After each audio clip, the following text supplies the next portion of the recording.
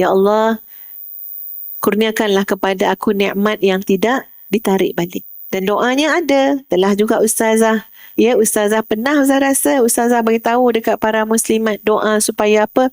Jangan nikmat kita ditarik balik. Allahumma inni as'aluka imanan la yartad wa na'iman la yanfad wa murafaqata Muhammadin sallallahu alaihi wasallam fi a'lal jannatil khuld. Apa maksud dia?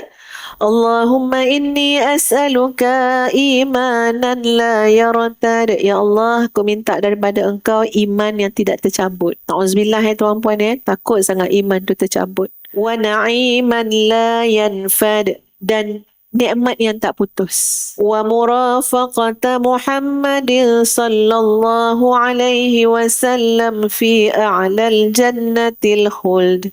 Dan dapat berdamping dengan Nabi sallallahu alaihi wasallam ya dalam syurga yang tinggi yang kekal. Dan di antara jalan supaya nikmat tu tak tercabut, tak putus, tolong tawaduk. Boleh jadi sebahagian kita tu diberikan Allah kemudahan yang sangat banyak. Kelapangan rezeki.